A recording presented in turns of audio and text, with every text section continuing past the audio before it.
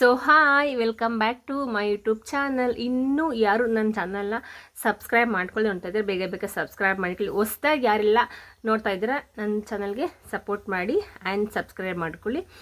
ಇವತ್ತಿನ ವಿಡಿಯೋ ಬಂದು ಏನಂತಂದರೆ, ನಾನು ನಿನ್ನೆ ಸೋಷಿಯಲ್ ಮೀಡ್ಯಾದಲ್ಲಿ ಪೋಸ್ಟ್ ಶೇರ್ ಮಾಡಿದ್ದೆ. ಸೊ ಆ ಒಂದು ವಿಡಿಯೋಗೆ ತುಂಬ ಕ್ವಶನ್ಸ್ ನನಗೆ ರೈಸ್ ಆಯಿತು. ಏನು ಅಂತಂದರೆ, ಏನಿದು, ಎಲ್ಲಿಗೆ ಹೋಗಿದ್ಯಾ, ಪ್ರೆಸ್ಗೆ ಹೋಗಿದ್ಯಾ, ಮತ್ತು ಏನೇನು ತುಂಬ ಚೆಂದ ನನಗೆ ಸಾಕಷ್ಟು ಕಡೆಯಿಂದ ಕ್ವಶನ್ಸ್ ಬಂತು. ಸೊ ಏನಿದು ಯಾವ ಥರ ಹೆಂಗೆ ಏನು ಅಂತ ನನಗೆ ನಾನು ಹಾಕಿದ್ದು ಒಂದು ವಿಡಿಯೋ ಅಷ್ಟೇ. ಬಟ್ ಇಷ್ಟೆಲ್ಲ ಎಂಕ್ವೈರೀಸ್ ಬರೋದು ನಾನು ಅಂದ್ಕೊಂಡಿರಲಿಲ್ಲ. ಬಟ್ ಅದಕ್ಕೆ ಸುಮಾರು ಜನಕ್ಕೆ ನಾನು ರಿಪ್ಲೈ ಮಾಡೋಕ್ಕೂ ಕೂಡ ಆಗಲಿಲ್ಲ. ರಿಪ್ಲೈ ಮಾಡಿದ್ರು ಕೂಡ ಏನಂಗಂದರೆ, ಯಾವ ಥರ ಕರೆಕ್ಟಾಗಿ ಹೇಳು, ಆ ಥರ ಎಲ್ಲ ನೀನು ಡೀಟೇಲಾಗಿ ಕೇಳ್ತಾ ಇದ್ರು. ಸೊ ನಾನು ಮೆಸೇಜಲ್ಲಿ ಯಾರಿಗೂ ಕೂಡ ಅಷ್ಟೊಂದು ಡೀಟೇಲಾಗಿ ಹೇಳೋಕ್ಕಾಗಲಿಲ್ಲ. ಹಂಗಾಗಿ ಈ ವಿಡಿಯೋ ಮೂಲಕನೇ ಹೇಳೋಣ ಅಂತ ಅಂದ್ಕೊಂಡು ಈ ವಿಡಿಯೋ ಮಾಡ್ತಾಯಿದ್ದೀನಿ. ಏನು ಅಂತಂದರೆ, ನಾನು ನಿನ್ನೆ ಸಂಡೇ ಅಲ್ವಾ, ಸೊ ನಿನ್ನೆ ಸಂಡೇ ನಾನು ಸಚಿನರಿಬ್ಬರು ಕೂಡ ಮೈಸೂರಿಗೆ ಹೋಗಿದ್ವಿ. ಹಂಗೆ ಒಂದು ರೌಂಡ್ ಅವ್ರಿಗೆ ರಜಾ ಇದ್ದಾಗ, ಅವ್ರು ಫ್ರೀ ಇದ್ದ ಟೈಮಲ್ಲಿ ನಮ್ಮ ಅಮ್ಮನ ಹತ್ರ ಬಿಟ್ಟು ಪಾಪುನ ನಾನು ಮತ್ತು ಸಚಿನವ್ರು ಕೂಡ ಹೊರಗಡೆ ಹೋಗಿದ್ವಿ. ಅಲ್ಲಿ ನಾವು ಹೋಗಿದ್ದು ಸ್ವಲ್ಪ ಒಂದಷ್ಟು ಶಾಪಿಂಗ್ ಎಲ್ಲ ಮಾಡಿದ್ಮೇಲೆ, ನನಗೆ ಸ್ಪೆಷಲಿ ಮೈಸೂರಲ್ಲಿ ಇಲ್ಲಿ ನಾವಿರೋವಂಥ ಅಕ್ಕಪಕ್ಕ ಕಡೆಯೂ ಕೂಡ ಇದೆ ಬಂಗಾರಪೇಟೆ, ನೀವು ಕೇಳಿರ್ಬೋದು. ಸೊ ಬಂಗಾರಪೇಟೆಲಿ ಅಂದರೆ ಚಾಟ್ಸು ಫೇಮಸ್ಸು. ಸೊ ಚಾಟ್ಸು ಸ್ಟ್ರೀಟ್ಸು ಬಂಗಾರಪೇಟೆಯಲ್ಲಿ ಸಿಗುವಂಥ ಚಾಟ್ಸ್ ತುಂಬಾ ಚೆನ್ನಾಗಿದೆ, ತುಂಬ ಟೇಸ್ಟಿಯಾಗಿರುತ್ತೆ. ಸೊ ನಾನು ಇಲ್ಲೆಲ್ಲೂ ಅಕ್ಕಪಕ್ಕ ಮಾಡೋಂಥ ನಾನು ಅಷ್ಟೊಂದು ಟೇಸ್ಟ್ ನನಗೆ ಇಷ್ಟ ಆಗಲ್ಲ.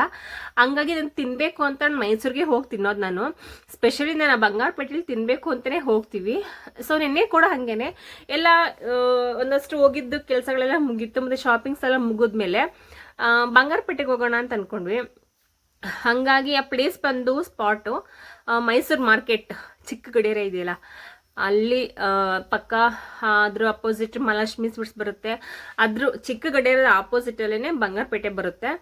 ಸೊ ಅಲ್ಲಿ ನಾನು ಬಂಗಾರಪೇಟೆ ಓಪನ್ ಆಗಿದ್ದು ನೆನೆಸ್ತಾರೆ ಅಂತ ಹೇಳ್ಬಿಟ್ಟು ಅದು ಓಪನ್ ಆಗಿದ್ದು 2 ಗಂಟೆಗೆ.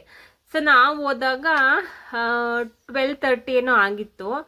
ಸೊ ಅಲ್ಲಿವರೆಗೂ ವೆಯ್ಟ್ ಮಾಡ್ತಿದ್ವಿ, ಅದು ಓಪನ್ ಆಗಿದಾಗ ಚಾಟ್ಸ್ ತಿನ್ಕೊಂಡು ಹೋಗೋಣ ಅಂತೇಳಿ. ಸ್ಪೆಷಲಿ ನನಗೆ ತುಂಬ ಇಷ್ಟ ಅಂತೇಳಿ ಸಚಿನವ್ರು ಕೂಡ ವೆಯ್ಟ್ ಮಾಡಿಸಿ ನನಗೆ ತಿನ್ಕೊಂಡು ಕರ್ಕೊಂಡು ಬಂದಿದ್ದು. ಸೊ ನಾವಲ್ಲಿ ವೆಯ್ಟ್ ಮಾಡ್ತಾ ಇರ್ಬೇಕಾದ್ರೆ ಅದು ಅನ್ಎಕ್ಸ್ಪೆಕ್ಟೆಡ್, ನನಗೆ ನಿಜವಾಗ್ಲೂ ಗೊತ್ತಿಲ್ಲ ಇದು ಯಾವುದು ಕೂಡ ಎಕ್ಸ್ಪೆಕ್ಟ್ ಮಾಡಿಕೊಂಡು ಅಥವಾ ಗೊತ್ತಿದ್ದು ಕೂಡ ಯಾವುದು ಆಗಿಲ್ಲ.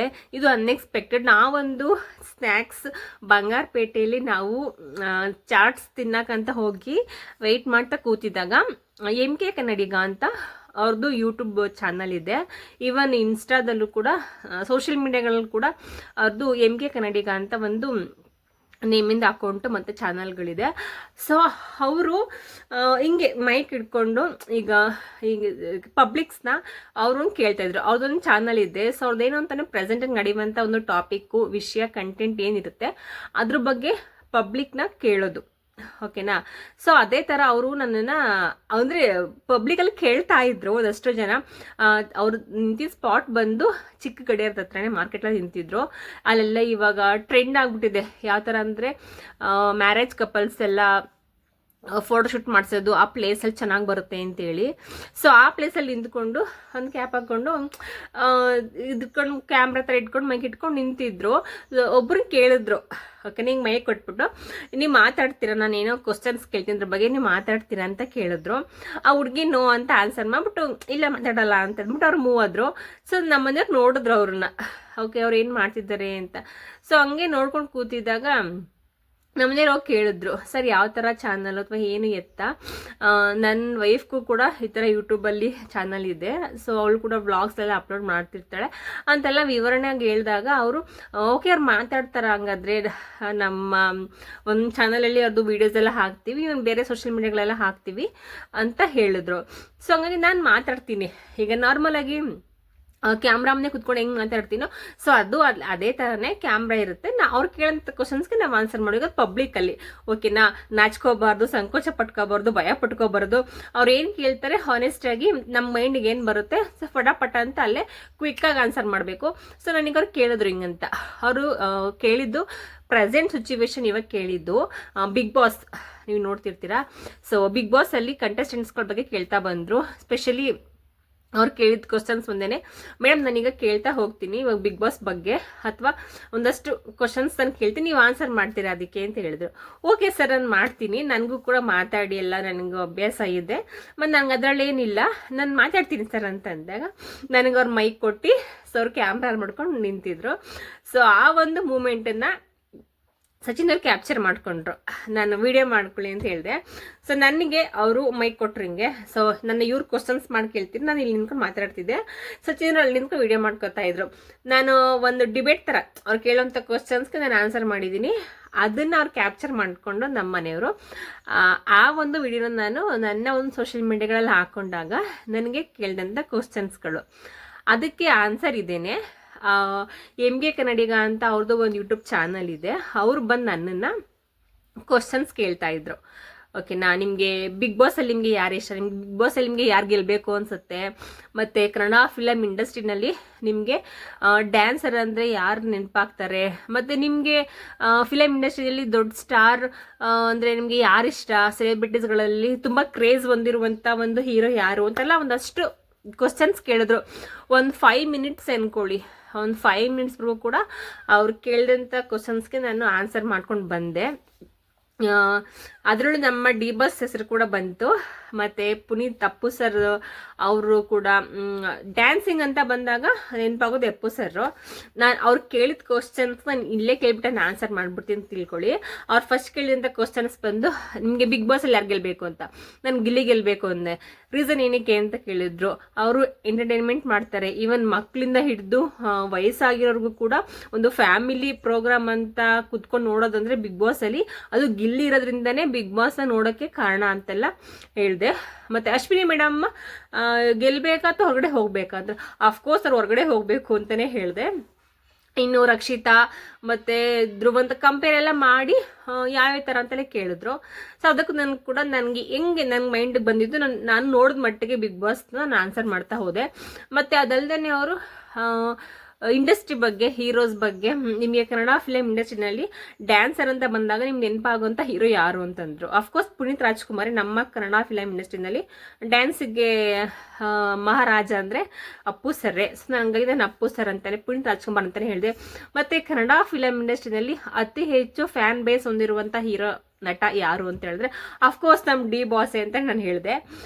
ನಮ್ಮ ಡಿ ಬಾಸ್ಗೆ ಅತಿ ಹೆಚ್ಚು ಫಾಲೋವರ್ಸು, ಅಭಿಮಾನಿ ಬಳಗಗಳು ನಮ್ಮ ಕರ್ನಾಟಕದಲ್ಲಿ ಅತಿ ಹೆಚ್ಚಾಗಿರೋದು. ಈವನ್ ನಾನು ಕೂಡ ಡಿ ಬಾಸ್ ಅಭಿಮಾನಿನೇ. ಸೊ ಹಂಗಾಗಿ ನಾನು ಹೆಮ್ಮೆಯಿಂದ ಹೇಳಿದೆ ಅವ್ರಿಗೆ. ಸೊ ಅಂದರೆ ತುಂಬಾ ಫ್ಯಾನ್ಸ್ ಫಾಲೋವರ್ಸ್ ಹೊಂದಿರುವಂಥ ಕನ್ನಡ ಫಿಲಮ್ ಇಂಡಸ್ಟ್ರಿಯಲ್ಲಿ ಏಕೈಕ ನಟ ಅಂತಂದರೆ ಅದು ದರ್ಶನ್ ಸರ್ ಅಂತಲೇ ಹೇಳಿದೆ ನಾನು. ಆ್ಯಂಡ್ ಅದಾದಮೇಲೆ ಇನ್ನು ಅಷ್ಟೇ. ಸೊ ವಿಡಿಯೋ ಒಂದು 5-4 ಮಿನಿಟ್ಸ್ ಮುಗೀತು. ಅದಾದಮೇಲೆ ಒಂದಷ್ಟು ನನ್ನ ಅವರ ಮಧ್ಯೆ ಸ್ವಲ್ಪ ಕಾನ್ವರ್ಸೇಷನ್ ಸ್ಟಾರ್ಟ್ ಆಯಿತು. ಅಂದರೆ ಕಾನ್ವರ್ಸೇಷನ್ ಅಂದರೆ ಕ್ಯಾಶುವಲ್ ಟಾಕಿಂಗ್ ಥರ ಮಾತಾಡಿದ್ವಿ.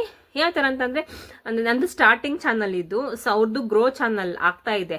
ಅವ್ರದ್ದು ಮೇ ಬಿ ಸಬ್ಸ್ಕ್ರೈಬರ್ಸ್ 7000 ಸಬ್ಸ್ಕ್ರೈಬರ್ಸ್ ಇದ್ದಾರೆ ಯೂಟ್ಯೂಬಲ್ಲಿ, ಮತ್ತು ಬೇರೆ ಬೇರೆ ಸೋಷಿಯಲ್ ಮೀಡಿಯಾ ಪ್ಲ್ಯಾಟ್ಫಾರ್ಮಲ್ಲೆಲ್ಲ ತುಂಬ ಜನ ಸಬ್ಸ್ಕ್ರೈಬರ್ಸ್ ಫಾಲೋವರ್ಸ್ ಇದ್ದಾರೆ. ಸೊ ಅವ್ರದ್ದೆಲ್ಲ ಸ್ಟೇಜ್ ಅಲ್ಲಿದೆ. ಓಕೆನಾ ಸರ್, ನಾನು ಅವ್ರ ಹತ್ರ ಟಿಪ್ಸ್ ತಗೋತಾ ಇದ್ದೆ.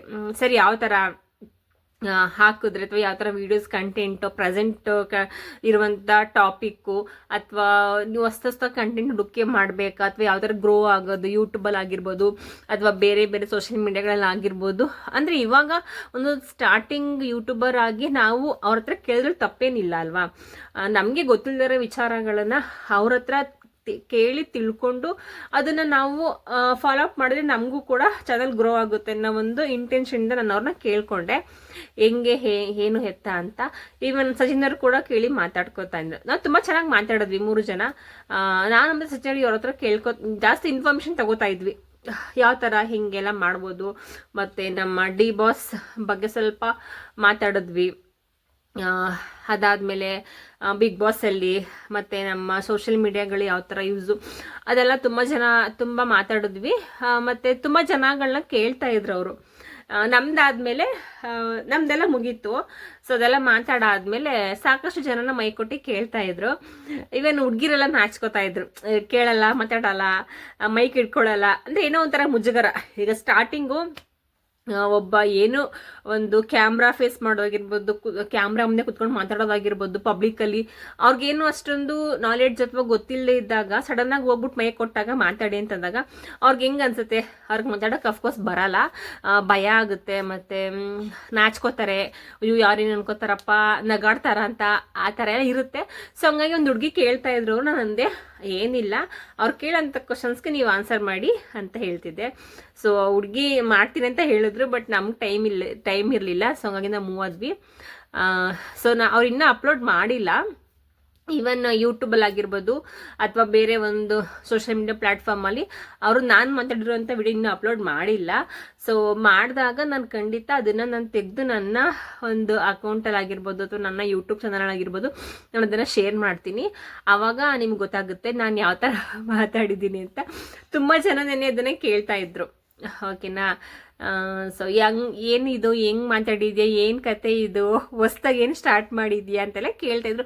ಅಫ್ಕೋರ್ಸ್ ಲೈಫಲ್ಲಿ ಏನಾದರೂ ಹೊಸತನ ಹುಡುಕ್ಲೇಬೇಕು, ಹಿಂಗೆ ಇದ್ರೆ ಆಗಲ್ಲ. ಈಗೇನೋ ಒಂದು ಚಾನಲ್ ಸ್ಟಾರ್ಟ್ ಮಾಡಿದ್ದೀವಿ, ಅದು ಏನೋ ವಿಡಿಯೋ ಮಾಡ್ತೀವಿ, ಅದು ಹೋಗ್ತಿರುತ್ತೆ ಅಂತಲ್ಲ, ಗೊತ್ತಿರುವಂಥ ತಿಳ್ಕೊಂಡಿರುವಂಥ ಯೂಟ್ಯೂಬರು ಅವ್ರಗಳ ಹತ್ರ ನಾವು ತಿಳ್ಕೊಳೋದ್ರಿಂದ ಏನು ಹೋಗಲ್ಲ, ಮತ್ತು ನಮಗೆ ಚೀಪ್ ಆಗಲ್ಲ, ಮತ್ತು ಯಾವ ಥರನೂ ನನಗೆ ಸ್ಪೆಷಲಿ ಏನೂ ಅನಿಸಲ್ಲ, ಓಕೆನಾ. ಅವರೊಂದು ಸ್ಥಾನದಲ್ಲಿದ್ದಾರೆ, ಅವರು ಮೂವ್ ಆಗ್ತಿದ್ದಾರೆ, ಚೆನ್ನಾಗಿ ಒಂದು ಚಾನಲ್ ಗ್ರೋ ಮಾಡ್ಕೊಂಡು ಹೋಗ್ತಾ ಇದ್ದಾರೆ, ಬೆಳೀತಾ ಇದ್ದಾರೆ.